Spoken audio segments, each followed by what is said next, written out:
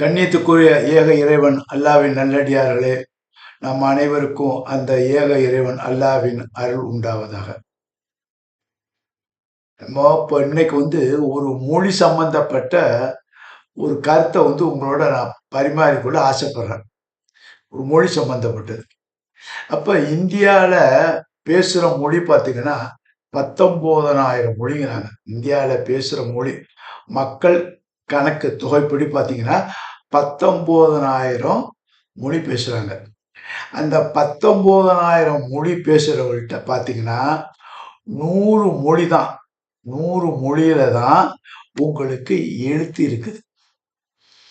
அப்போ உலகம் பூரா நீங்க எடுத்துக்கிட்டீங்கன்னா 100 மொழி 150 மொழி தான். அந்த 100 மொழி 150 மொழியில தான் எழுத்து இருக்குது அப்படின்னு சொல்றாங்க. இது நான் சொல்லல, யார் யார் சொன்னாங்களோ பின்னால சொல்லுங்க. அப்போ உலகம் பூரா நீங்க எடுத்துக்கிட்டீங்கன்னாக்கா 150 மொழி. அந்த 150 மொழியில எழுத்து உள்ள மொழி, லெட்டர் எழுத்து உள்ள மொழி பார்த்தீங்கன்னாக்கா உங்களுக்கு 100க்கு 150 தான் வரும். அது கீழே வராது. எழுத்து உள்ள மொழி. இப்போ 19,000 மொழியில பார்த்தீங்கன்னா அப்படியே பார்த்தீங்கன்னா எழுத்து இல்லாத மொழிகள் அதிகம். எழுத்து உள்ள மொழி பார்த்தீங்கன்னா ஒட்டுமொத்த இந்தியா மற்றும் உலகம் பூரா சுத்திங்கனாக்கா 150 வரும். இந்தியாவில் 100னா உலகம் பூரா 150 மொழிக்கு தான் எது இருக்குது? எழுத்து, லெட்டர் வடிவம் எழுத்து இருக்குது. அப்போ இந்த எழுத்து இருக்கிற மொழியில வயசை பாருங்க, வயசை பார்க்கணும். இப்போ ஒரு உதாரணம் அவர் சொல்றாரு. அதாவது என்னன்னா மொழி இருக்கு பார்த்தீங்களா, அது எழுத்து இல்லாத மொழிக்கு உதாரணம் சொல்றாரு பார்த்தீங்கன்னா, இப்போ நீலகிரி மாவட்டம் இருக்குது. அதில் படுகருங்கிற மக்கள் இருக்காங்க. நீலகிரி மாவட்டம் இருக்க ஊட்டி, அங்கே மலைவாழ் மக்கள் பேசுகிற மொழி இருக்கு பார்த்தீங்களா, அது பேசுவாங்க, எழுத்து இருக்காது. ஒரு உதாரணம். அதே மாதிரி பட்டு நெய்வாங்க, அவங்க சௌராஷ்டிரா மக்கள்வாங்க. அந்த சௌராஷ்டிரா மக்கள் பேசுகிற மொழிக்கு மொழி இருக்குது, மொழி பேசுவாங்க, எழுத்து கிடையாது. இதே மாதிரி தான் நம்ம உதாரணத்தை சொல்லிட்டு போகலாம். இப்போ இந்த மொழி இருக்கிற பாருங்க, இந்த மொழி 150 மொழியில எழுத்து உள்ள மொழி. அப்போ எழுத்து இல்லாத மொழி எவ்வளவு இருக்கு பாருங்க. அப்போ எழுத்து இல்லாத மொழியில புக்கு இல்லைன்னு அர்த்தம். அதாவது எழுத்து உள்ள மொழி ஒரு 150 மொழினா 150 மொழிக்குள்ளதான் புக்கு இருக்குது. அப்ப மற்ற மொழிக்கெல்லாம் எழுத்து இல்லைன்னா அங்க புக்கு இல்லைன்னு அர்த்தம், புத்தகம் இல்லை. இதை தெரிஞ்சுங்க. அப்ப 150 மொழிக்கு எழுத்து உள்ள மொழி அப்படின்னு பார்க்கும்போது இந்த 150 மொழியினுடைய வயசை பார்க்கணும். இப்ப வயசை பார்த்தீங்கன்னாக்கா 1000 வருஷம், 1500 வருஷம், 2000 வருஷம், இவ்வளோ ஒரு கால்குலேஷன் வச்சுங்க. அப்போ 2000 வருஷத்தை தாண்டின மொழி அப்படின்னு பார்த்தீங்கன்னா ஒரு 6 மொழி தான் வரும். கிரேக்கம் வரும், லெட்டின் வரும், ஹீப்ரு வரும், அப்புறம் தமிழ் வரும், அரபி வரும், சமஸ்கிருதம் வரும். இப்ப இந்த மொழியெல்லாம் ஏஜ்ல வயசுல பாத்தீங்கன்னா 1000, 1500, 2000 வருஷம் தாண்டின மொழி. அப்ப 2000 வருஷம் தாண்டின மொழி அப்படின்னு பாத்தீங்கன்னாக்கா 6 மொழி தான். 19,000 எழுத்து இல்லாத மொழி, எழுத்து உள்ள மொழி 150. அந்த எழுத்து உள்ள மொழியில வயசை பார்க்கிறோம். வயசை கடந்து பார்த்தா ஓல்டு வயசு உள்ள மொழிகள், பழைய மொழிகள், பழைய காலத்து மொழிகள்னு பார்த்தீங்கன்னாக்கா அதுல என்னன்னா 6 மொழி தான் வரும். பழைய காலத்து மொழி, அதாவது வருஷத்தை காட்டணும், 6 மொழி தான் வரும். அந்த 6, 7 மொழி அதுல என்ன கிரேக்கம் வரும், லெட்டின் வரும், ஹீப்ரு வரும், சமஸ்கிருதம் வரும், சீனம் வரும், தமிழ் வரும், அரபி வரும். இதுதான். அப்ப இந்த மொழியை நீங்க பாத்தீங்கன்னா 2000 வருஷம், 1500 வருஷம், 2000 வருஷம் பாத்தீங்கன்னா இந்த மொழிக்கெல்லாம் என்ன இருக்குனாக்கா மொழி எழுத்து இருக்குது, இலக்கணம் இருக்குது, இலக்கியம் இருக்குது. நல்லா பாருங்க. இந்த மொழி, இந்த கிரேக்கம், லெட்டின், ஹீப்ரு, சமஸ்கிருதம், தமிழ், அரபு, இந்த மொழிக்கெல்லாம் எழுத்து இருக்குது, இலக்கணம் இருக்குது, இலக்கியம் இருக்குது. சரி, இப்ப இந்த 6 மொழியில உயிருள்ள மொழி எது? அப்ப உயிருள்ள மொழினா என்னன்னா அன்றாட மக்கள்கிட்ட பேசுற மொழி. இன்னைக்கு நிறைய மொழி பேசுறாங்க, அது பழைய மொழியிலேருந்து எடுத்த வார்த்தையில வச்சு தான் பேசுறாங்க. நம்ம அதை பார்க்க கூடாது. பழைய மொழி, ஓல்டு லாங்குவேஜ்னா ஓல்டஸ்ட்னா அந்த அந்த ஓல்டஸ்ட்ல போனீங்கன்னாக்கா 6 மொழி. அந்த 6 மொழிக்கு எழுத்து இருக்குது, இலக்கணம் இருக்குது, இலக்கியம் இருக்குது. அப்ப இந்த 6 மொழியில உயிருள்ள மொழி, உயிரோட்டம் உள்ள மொழினா மக்களோட அன்றாட பேசுற மொழியாக்கணும். அந்த மொழி இன்னைக்கு பேசுற மொழி 2000 வயசு பேசுற மொழி, அந்த மக்கள் பேசுற மொழி இன்னைக்கு நானும் நீங்களும் பேசணும். அந்த கணக்குப்படி பார்த்தீங்கன்னா 2 மொழி தான் வரும். பழைய ஏஜ், ஓல்டு ஏஜில் உள்ள மொழியில பார்த்தீங்கன்னாக்கா நடைமுறையில் உள்ள மொழி 2 தான். அப்ப 4 மொழி நடைமுறை இல்லாத மொழி, மக்களால பேசல. லத்தீன் யாராலையும் பேசல. அது நடைமுறையில உயிரோட்டம் இல்லாத மொழி. எழுத்து இருக்குது, இலக்கணம் இருக்குது, இலக்கியம் இருக்கு, உயிர் இல்லை. அதாவது மக்களோட தொடர்பு இல்லை. அடுத்து ஹிப்ரு மொழி இருக்குது, இலக்கணம் இருக்குது, இலக்கியம் இருக்குது, எழுத்து இருக்குது, மக்களோட தொடர்பு இல்லை, மக்களோட பேச்சு இல்லை. அதே மாதிரி இது சமஸ்கிருதம், அது ஒன்லி கோயிலில் தான் பேசுறாங்க, ரொம்ப லிட்டில். அடுத்தது பார்த்தீங்கன்னாக்கா இந்த மொழிக்கெல்லாம் வயசுல இதெல்லாம் இப்போ உயிரோட்டம் இல்லாத மொழி. அப்போ உயிர் உள்ள மொழி அப்படின்னு பார்த்தீங்கன்னா மக்களோட 2000 வருஷத்துலேருந்து பேசுகிற இன்னைக்கு பேசுகிற மொழி பார்த்தீங்கன்னா தமிழ், அரபு தான். சீனவும் சேர்த்துக்கலாம், அரபு, தமிழ். இப்போ இந்த தமிழும் அரபியும் பார்த்தீங்கன்னா இந்த 2க்கும் போட்டி ஒரு பேச்சுக்கு வருங்க. இப்போ இதை பார்த்தீங்கன்னாக்கா தமிழ் மொழியை வந்து இதோட ஏஜி ஓல்டு மொழி அப்படின்ட்டு ஒரு கணக்கு பார்த்தீங்கன்னாக்கா இன்னைக்கு வைகை நதிக்கரை இருக்குல்ல, அங்கே வந்து ஆய்வு பண்ணாங்க. உங்களுக்கு இப்போ லேட்டஸ்டாக பண்ணதான் கீழடி. அப்ப கீழடி ஆராய்ச்சி பண்ணாங்க பாருங்க. அப்ப தமிழ் எழுத்து எடுத்தாங்க. அப்ப அந்த தமிழ் எழுத்தினுடைய வயசை பார்த்தீங்கன்னா 2000 இல்ல, 2500 இல்ல, 3000 இல்ல, 3500 வருஷம் தாண்டுது. இப்ப கீழடி ஆராய்ச்சியில தமிழ் எழுத்தை கண்டுபிடிச்சாங்க. அதனுடைய வயசு என்னன்னாக்கா 3500. அப்போ 3500 வருஷத்துல இன்னைக்கு வரைக்கும் நாம பேசிக்கிட்ட தொடர்புள்ள மொழி எது? தமிழ். அடுத்தது அதுக்கு வயசு கம்மியா உள்ளது அரபு, இன்னைக்கு பேசிட்டு இருக்காங்க. அப்ப பேசுனது தூதர்கள் பேசுனது, இன்னைக்கு நம்ம பேசிட்டு இருக்கிற மொழி, ரைட்டா? அப்போ உயிரோட்டம் உள்ள மொழி 2 மொழி. அந்த 2 மொழியில ஓல்டஸ்ட் இன்னைக்கு வந்து ஆய்வு பூர்வமா இந்த கீழடி ஆராய்ச்சி வந்து 3500 தாண்டுது தமிழ் மொழி. அப்ப தமிழ் மொழி தான் ஓல்டஸ்ட் மொழி, மூத்த மொழினா தமிழ் மொழி தான் மூத்த மொழி என்று இந்த ஆய்வாளர்கள் சொல்றாங்க. இப்ப இதுல வந்து இன்னும் ஒன்னையும் நம்ம பார்க்கணும். அதுல ஒரு மொழி ஆய்வாளர் இருக்காரு, நமக்கு ஃப்ரெண்டு தான், அவர் வீட்டுக்கெல்லாம் போயிருக்கார். இவர் வீட்டுக்கு போய்க்கிறேன், யாருன்னா பாரதி கிருஷ்ணகுமார், நல்ல நண்பர் தான். அவங்க வீட்டுக்கெல்லாம் போயிருக்கேன், சாப்பிட்டுக்கிறேன். யாரு? பாரதி கிருஷ்ணகுமார். அவர் தான் மொழியை பத்தி பேசினார். அவரை தான் நான் இப்போ காப்பி அடிச்சு உங்கள்கிட்ட பேசுறேன். அடுத்தது வந்து தக்கார் மாசோ விக்டர்னு, நம்ம இந்த ரயில் விபத்து நடந்துச்சு பாருங்க, அந்த ஊர் டக்குன்னு பேர் வரல. அப்ப அவர் பேரும் தக்கர் மாசோ விக்டர். இப்போ பாரதி கிருஷ்ணகுமார் வந்து மொழியை பத்தி இந்த இத்தனை மொழி இருக்குது, மொழிக்கு இலக்கணம் இருக்குது, இலக்கியம் இருக்குது, அப்புறம் ஏஜி இதெல்லாம் சொன்னாரு. இப்போ அதுக்கு மேல இப்ப தமிழ் மொழி தான் ஓல்டஸ்ட் மொழி, மூத்த மொழின்ற அளவுக்கு வந்தாச்சு. எதை கொண்டு வந்தாச்சு? இந்த கீழடி ஆய்வை கொண்டு வந்தாச்சு. அதுல தக்கர் மாசோ விக்டர் இன்னாத மாசோ அவரு ஒரு மொழி ஆய்வாளர், சாதாரணமான ஆளுநர், நல்ல ஆய்வாளர். அந்த ஆய்வாளர் தமிழை பத்தி பேசுறாரு. தமிழை பத்தி பேசும்போது அல்லா என்ற வார்த்தை பார்த்தீங்களா, அல்லா அந்த சவுண்டு, அல்லா என்ற வார்த்தை முழுவதும் தமிழுங்கிறது. அல்லா என்ற வார்த்தை முழுவதும் தமிழ். கடன் வாங்க, எந்த மொழியிலிருந்து கடன் வாங்கல, மற்ற மொழியில சில மொழி கடன் வாங்கி பேசுவாங்க. நீ சொல்ற அல்லா என்ற வார்த்தை முழுமை தமிழ் மொழி, தமிழ் வார்த்தை தான் அப்படின்றாரு. என்ன அப்படி சொல்றீங்களா அப்படின்னு பார்த்தா, அவர் இப்ப லேட்டஸ்டா பேசுற யூடியூப்ல பேசுனதுதான். அவரு இதுக்கு முன்னாடி நான் கேட்டிருக்கேன். இப்ப அவர் இன்னும் தெளிவா பேச அதை நான் எடுத்து போட்டுருக்கேன். இப்ப கிருஷ்ணகுமார், பாரதி கிருஷ்ணகுமார் பேசுனதையும் அந்த ஒரு போட்டோ போடுறோம், அதான் அவ்வளவுதான், எனக்கு அதிகமாக தெரியாது. அப்புறம் விக்டர் பேசுனதையும் மேல போடுறான் பாருங்க. அப்ப அவர் என்ன சொல்றாரு, அல்லாஹ் எப்படி சொல்றாரு, எப்படி ஆதாரபூர்வமா தமிழ் மொழி தான் அல்லாஹ், அது முழுவதும் அந்த அல்லாங்கிற வார்த்தை முழுவதுமே தமிழுங்கிறாரு. அதை அடிச்சு பேசுறாரு. சொல்லிட்டு அவர் சொல்றாரு, அல்லு ஆனா இல்லைன்னா, அல்லு என்பதற்கு அர்த்தம் என்னன்னா மறைவு.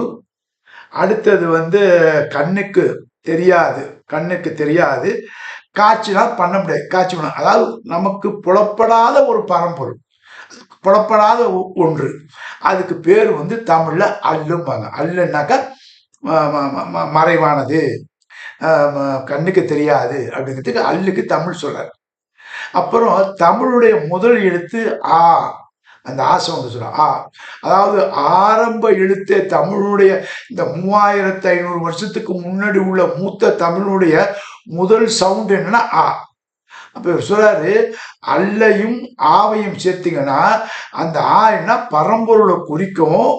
ஆரம்ப மொழி, ஆரம்ப இறைவன் கடவுளுக்கு ஒருத்தரை குறிக்கும். அப்படி குறிக்கணும்னா அந்த ஆ முதல் எழுத்துனா அந்த பரம்பொருளை குறிக்கும் போது அல்லு ஆ அல்லா என்பது சொல்றாரு. எப்படி சொல்றாரு, எப்படி கொண்டு வர்றாங்க, இந்த ரெண்டையும் ஜாயின் பண்றாரு. அல்லு என்பது மறைவானது, கண்ணுக்கு புலப்பா தெரியாது. ஆ என்பது ஆரம்ப எழுத்து, அந்த ஆரம்ப எழுத்து தான் பரம்பொருள். பரம்பொருள் தான் அந்தியும் உள்ளவன், ஆதியும் அந்தியும் உள்ளவன். அதை அரபுல சொல்லும் போது அல்லாஹ் சொல்லுவான், அவ்வளவு ஆகிறது, ஆரம்பம் நான் தான், முடிவு நான் தான்மா. இந்த கனெக்ஷனை கொண்டு இந்த சவுண்டோடு வச்சு அல்லாஹ், இந்த அல்லாஹ் என்ற வார்த்தை முழுவதும் தமிழ் சொல்லுங்கிறார். யாரு, இந்த தக்கரு மாசே விக்டர். அவர் இதை நான் போட்டிருக்கேன், அந்த லிங்க் வர பாருங்க. அதுல பாத்தீங்கன்னா இப்ப இது ஏன் ஆராய்ச்சி இல்லை, இவங்க சொன்னதை அப்படியே ரிப்பீட் பண்ணி தான் உங்கள்கிட்ட சொல்றேன். இது தெரிந்து கொள்ளணும் அப்படின்னு ஒரு ஆசையில, ஒரு ஆர்வத்துல அங்க உள்ளது இங்க உள்ளது எல்லாத்தையும் நான் எடுத்து நான் மிக்சிங் பண்ணி உங்கள்கிட்ட சொல்றேன். ஜஸ்ட் ஹோம்ஒர்க் தான். இப்போ அங்கே உள்ளது இங்கே உள்ளது எடுத்து எடுத்து எல்லாத்தையும் ஜாயின் பண்ணி அல்லாஹ் என்ற வார்த்தை தமிழ் வார்த்தை தான்.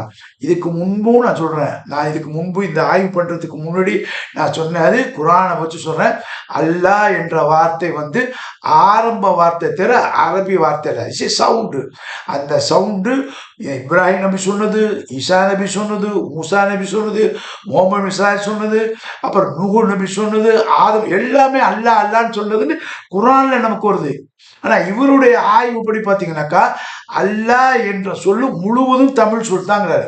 அப்ப அல்லாஹ் என்பது முழு ஆரம்ப சொல்னா இந்த தமிழ் 3500 மூத்த மொழியில உள்ள வார்த்தை அல்லாஹ் அப்படின்னு சொல்றாரு. இப்ப என்னோட ரிக்வஸ்ட், இது மூலியமா நான் ஒரு ரிக்வஸ்ட் வைக்கிறது என்னன்னா, தமிழ் மொழி தெரிஞ்சவங்க, அடுத்து நிறைய ஆய்வு பண்ணுவாங்க, அதில் பெரும்பாலும் பார்த்தீங்கன்னாக்கா இஸ்லாமியரில் இந்த தமிழ் துறையில் ஹெட் ஆஃப் த டிபார்ட்மெண்ட்டாக இருப்பாங்க. ஹெட் ஆஃப் த டிபார்ட்மெண்ட்டும் கொஞ்சம் தெரியும் கொஞ்சம் தெரியாமல் இருக்கும். ஆனால் தமிழ் துறையில் உள்ளவங்க அந்த ஆசிரியர் பெருமட்டில் ஹெட்டில் இருக்க மாட்டோம், கீழே உள்ள ரொம்ப அறிவாளியாக இருப்பான், ரொம்ப சிந்தனையாக இருப்பான். அப்போ தமிழ் துறையில் உள்ள முஸ்லீம் ஆசிரியர்கள், முஸ்லீம் பேர் வச்சுக்கிறாங்கல்ல, அந்த மாதிரி அந்த முஸ்லீம் வாத்தியார்லாம் ஆசிரியர்லாம் ரிட்டையர் ஆகியிருக்காங்க, ஒர்க்கும் பண்றாங்க. இவங்கெல்லாம் இந்த சத்தியத்தை ஆய்வு பண்ணணும். இந்த விக்டர் சொன்னது உண்மையா, இவன் இந்த அமீர் ஜூல் எடுத்து போடுறானே இது உண்மையான்னு நீங்க ஆய்வு பண்ணீங்கன்னா மிக்க சிறந்தது. ஏன்னா நான் தப்பு பண்ணல, தைரியமா சொன்னா ஒரு வக்கீல். ஏன் வக்கீல், reference according to him, Victor reference according Bharatha Krishnakumar. அப்போ பாரத கிருஷ்ணகுமார் பொய்யன்னா நானும் பொய், விக்டர் ஆய்வு பொய்யும்னா நானும் பொய்யும். அப்ப நான் பொய்யா இருக்கலாமா இல்லையாங்கிறத தமிழ் துறை ஆசிரியர் பெருமக்களுக்கு நான் ஒரு ரிக்வெஸ்ட் பண்றது, ஆய்வு பண்ணுங்க. இதெல்லாம் கண்மூடித்தனமா நம்ம இல்லாம குரானையும் தெரிய மாட்டேங்குது. நம்ம ரொம்ப வருத்தமாகுது. தமிழ் துறையில உள்ள முஸ்லீம் ஆசிரியர்களுக்கு தொழுவாதவங்க ரொம்ப பேர் இருக்காங்க, நான் பார்த்தேன். ரொம்ப மனசு வேதனையாக்குது. அப்ப யாரோ ஒருத்தவங்கள இந்த மாதிரிலாம் எடுத்து போடும் போது, இதை நான் எடுத்து கோர்வையா பார்க்கும் போது எல்லாம் எனக்கு ஒரு பறக்கத்தை கொடுப்பான், சந்தேகமே இல்லை. ஆனா தமிழ் துறையில உள்ளவங்க ரெஸ்பான்சிபிலிட்டி ஆளு. அந்த ரெஸ்பான்சிபிலிட்டி ஏன் நீங்க செய்யலைங்கிறேன். அதைத்தான் நான் கேட்கிறேன். இப்போ வந்து இது தப்புன்னு ஒருத்தவர் சொல்ற தப்புனா இது தப்பா ரைட்டான்னு நீங்க ஆய்வு பண்ணணும். ஏன்னா உங்களுக்கு தான் அந்த அறிவு இருக்கு, தமிழ் அறிவு இருக்கு, தமிழ் ஆய்வு இருக்கு, தமிழுக்கு உள்ள எல்லா இலக்கணம் இலக்கியம் எல்லாமே உங்களுக்கு தெரியும். அதுக்குள்ள கித்தாபும் காலேஜில் இருக்குது, இதுல யூனிவர்சிட்டியில் இருக்குது. உங்க காலேஜ் தமிழ் டிபார்ட்மெண்ட்லயும் லைப்ரரி வச்சிருப்பீங்க. புறநானூறு, அறநானூறு, தொல்காப்பியம் இதெல்லாம் எடுத்து நீங்க பார்க்கலாம். அதெல்லாம் எடுத்து பார்க்கல. எனக்கு அந்த அளவுக்கு நாலேஜ் இல்லை. ஆனா நாலேஜ் உள்ள நீங்க அமைதியா இருக்கிறீங்க. அவங்க வார்த்தை உங்க வாழ்க்கை வந்து அர்த்தம் உள்ளதா இருக்கான்னு எனக்கே தெரியல. இப்போ உங்கள்கிட்ட தான் நான் போய் சண்டை போட முடியும், வேற யார்கிட்ட சண்டை போட முடியும்? அவங்கள்ட்ட போய் சண்டை போடுவேன். அவங்களுக்கு அதெல்லாம் தெரியல. அவர் தமிழ் மேல உள்ள பற்ற வச்சு தமிழ் ஆய்வு, ஒவ்வொரு வார்த்தை எந்தெந்த மொழியில் வந்து எந்தெந்த மொழி வரும். அவர் சொல்றாரு அரபு வார்த்தை நிறைய தமிழ் வார்த்தை அரபுல இருக்குங்கிறாரு, அரபு வார்த்தை தமிழ்ல இருக்குங்கிறாரு. இப்படி இவ்வளவு சொல்றாரு. அப்ப இந்த ஒரு மொழியோட வார்த்தையை வந்து மிக்ஸ் பண்ணி காட்டுறாரு. இதெல்லாம் ஆய்வு கிட்டத்தட்ட 15 வருஷம் செஞ்சிருக்காங்க. இப்ப இதெல்லாம் உண்மையா பொய்யா நமக்கு தெரியணும்ல. அப்ப தமிழ் படிச்ச நீங்க வந்து இதுல அலட்சியம் காட்டினீங்கன்னா என்ன அர்த்தம்? ஒரு முஸ்லீமா இருக்கிறீங்க. இப்ப நான் சொல்றேன் இவன் பொய் சொல்லுவான், நான் பொய் சொல்றேன். அப்ப இன்னொரு சொன்னா அமீஷ் பொய்யுங்கிறான். அப்ப நான் இவங்களுக்கு சொல்றேன் இவங்க சொன்னது பொய்னா நான் சொன்னது பொய்யும்பேன். அப்ப நீங்க என்ன நினைக்க, உங்களுக்கு அல்ல அந்த அறிவை கொடுத்து அதுக்குள்ள பட்டத்தை கொடுத்து அதுக்குள்ள ஒரு தமிழ் துறையை கொடுத்து அந்த தமிழ் துறைக்கு பின்னால பல வகையான புத்தகத்தை கொடுத்து அந்த புத்தகத்தை படிக்கிற தன்மையை உங்களுக்கு கொடுத்து இலக்கியம்னு உங்களுக்கு தெரியும். அப்படி தெரிஞ்ச ஆளு வந்து ஆய்வு பண்ணாம இருக்கிறீங்களா? வருத்தப்பட வேண்டியதானே? சொல்லுங்க. ரிட்டையர் ஆகிட்டீங்க, கை நிறைய சம்பளம் வாங்குறீங்க, இதையா செய்யுங்க. கடைசி காலத்துக்கு நம்ம போகும்போது மண்ணுக்கு போறதுக்கு முன்னாடி மண்ணுக்குள்ள ஒரு மொழியா சொல்லிட்டு போங்களேன். மண்ணுக்கு போறோம், தூக்கி உள்ள அடக்கம் பண்ண போறோம். அதுக்கு முன்னாடி இந்த மண்ணுக்குள்ள ஒரு மொழியை சொல்லுங்க. இவங்கெல்லாம் சொல்லும்போது ஏன் நம்ம அதை அலட்சியம் பண்ணோம் சொல்லுங்க. அதே மாதிரி தான் சொல்றேன். ஆடிட்டர் இருக்காங்களா, இஸ்லாமியர் ஆடிட்டர், நான் வந்து முஸ்லீமே சொல்றேன், முஸ்லீம் ஆடிட்டர் இருக்காங்களா, நீங்க வந்து இது போடுங்க, இந்தியாவுடைய பட்ஜெட்டை போட்டு கொடுங்க. ஏன் போட முடியாது? நம்மளால போட்டு கொடுங்க. இவ்வளவு கடன் இருக்குது, இவ்வளவு இருக்கு, இந்த கடனை எப்படி முடிக்கலாம், வருமானம் எப்படி வருது, இதையெல்லாம் மிங்கிள் பண்ணி கொடுத்தீங்கன்னா நமக்கு வந்து கொடுக்கறத வந்து ஒரு அரசியல்வாதி புரிஞ்சுக்குவாங்க, ஒரு எம்பி பேசுறதுக்கு வாய்ப்பா இருக்கும். எடுக்கல. அப்ப உங்களுக்கு அந்த ஆடிட்டிங்ல வந்து நீங்க இஸ்லாத்தை பாருங்க, இந்த ஆடிட்டிங் கண்ணுல வந்து குரானை பாருங்க, வக்கீல் கண்ணத்தோடு குரானை பாருங்க. அதே மாதிரி இலக்கணவாதி இலக்கணத்தோட குரானை பார்க்கலாம், இலக்கியவாதி இலக்கியத்தோட குரானை பார்க்கலாம்.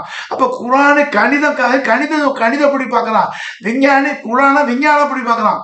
அவன் எந்த லைன்ல இருக்கானோ அந்த லைன்ல குரானை பார்க்கலாம். அப்ப குரானை அவ்வளவுக்குள்ளையும் அதுக்கு பாடம் கொடுக்குது. ஒவ்வொருத்தரும் தெரிந்த மொழியில தெரிந்த எக்ஸ்பர்ட்ல அந்த குரானை ஆய்வு பண்றான். இப்ப அவர் மொழி ஆய்வுல பண்ணி இந்த கொண்டு வந்து கொடுத்துருக்காரு. அப்போ மொழியில கொடுத்துருக்காரு. அவர் இன்னொரு ஆய்வுல கொடுத்துருக்காரு. வரலாறு ஆய்வு, அவரே ஒரு ஆளை நான் பார்த்திருக்கேன், அதை எடுத்து பேசலாம் தான் இருக்கேன். அவர் வரலாறு ஆய்வு பார்க்கும்போது நமக்கே சின்ன அரிக்கல, அப்படி புள்ள அரிக்குது. அவங்க சொல்ல ஏன்னா எல்லாமே நான் முஸ்லீம் தான், தாங்க. அப்போ முஸ்லீமா உள்ள நீங்க என்னங்க செஞ்சீங்க? இதுக்கு முன்னாடி ஏதாவது கட்டிங்கன்னா பழமையை சொல்லிங்க. பழைய காலத்துல ஒரு முஸ்லீம்னா அதை கண்டுபிடிச்சாரு, அல்ஜிப்ரா கண்டுபிடிச்சாரு, கணிதம் கண்டுபிடிச்சாரு, டாக்டர் மெடிசனை கண்டுபிடிச்சா, எல்லாம் சொல்றீங்களே. இப்ப நம்ம என்னத்தை கண்டுபிடிச்சோம்? அதை கண்டுபிடிச்சதே ரிப்பீட் பண்ணி சொல்ல வேணாமா? அது கூட நம்மகிட்ட வாய் இருக்குது, அறிவு இருக்குது, நல்ல வசதி வாய்ப்பு இருக்குது. இந்த வசதி வாய்ப்பு உள்ளவங்க நம்ம வந்து நம்ம காலத்தை வேஸ்ட் பண்ணோம்னு வைங்களேன், அல்லாட்ட போய் என்ன பதில் சொல்லணும்னு தெரியாது. அல்லாஹ் சொல்றான் எனக்கு வந்து நன்றி உள்ள மக்களா இருங்கன்னா என்ன அர்த்தம்? எனக்கு நன்றி உள்ள மக்களா இருங்கன்னா என்ன அர்த்தம்? அல்லாவுக்கு யார் உதவி செய்யறானோ அவன் நன்றி உள்ளவங்கிறான். அல்லாவுக்கு என்ன உதவி செய்ய முடியும்? இதான் உதவி செய்ய முடியும். எந்த மொழியில குரானை இறக்கலாம், யாருக்கு இறக்கலாம், எந்த தூதருக்கு இறக்கலாம், யாருக்கு எப்படி இறக்கலாம், அந்தந்த லைன்ல நீங்க ஆய்வு பண்ணி செய்தா நல்லதுதானங்க.